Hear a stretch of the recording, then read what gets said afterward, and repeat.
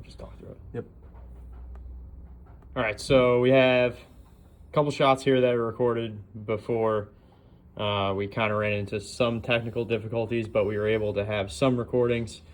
So Nolan, if you want to... And shot 2. Yeah, great. So basically what we're seeing here is, based on what this says, you're too flexed at the top. Which I'm not sure if we'll have to dig into that a little more. Impact's pretty good there.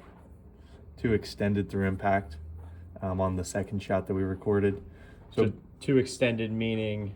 Basically that your wrist is starting to dump out the club. Okay. And then as you do that, you might leave the face angle open because you're dumping it, right? Okay. The face angle is released. And it makes sense because you're going from flex to extended. So you're moving from a closed club face to an open club face.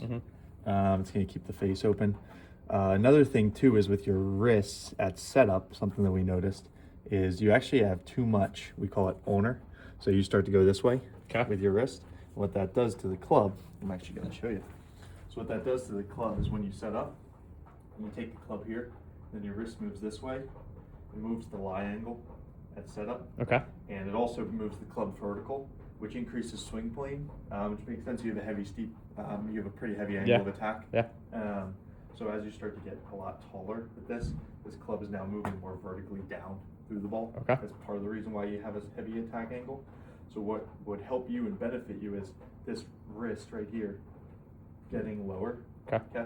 And basically it's not just lowering, it's your wrist angle going from this, which is more like on the radial side, to moving into this. Yeah. Which will structure your setup with a stronger setup here.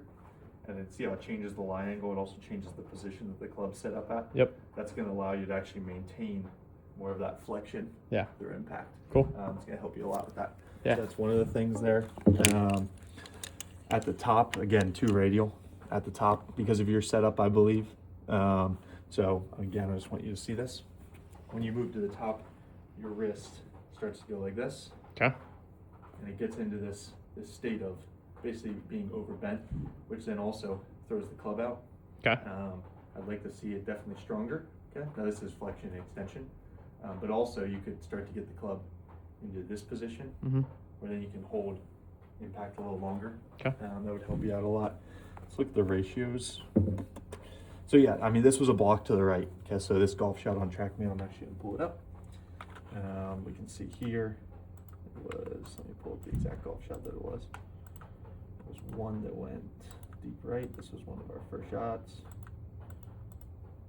There's this one. Okay. So you hit a block to the right, just slightly, 23 feet, but that's enough at a professional level to miss a green. Yeah, and we see face angle listed at 3.1. Yep. So face angle stayed open, and it makes sense. So at P6 into P7, P6 is when the club is parallel to the ground. P7 is at impact. So club face never rotated through, partially because of your wrist angles at the top. Okay. So it makes sense. Sometimes you leak it out to the right because your wrist angles just aren't strong enough to support impact. Yeah. So I mean, and same thing at P7 into P8, again, under rotated. So that's impact into past impact. So face angle open, you're gonna hit blocks. It's not gonna be a fun day out there for you. So yeah, I think getting a little bit more of a stronger position here for your owner. Okay. And then also, you know, being able to maintain that at the top rather than letting it go here. That'll help you make better impact. Cool. Sound good? Yeah.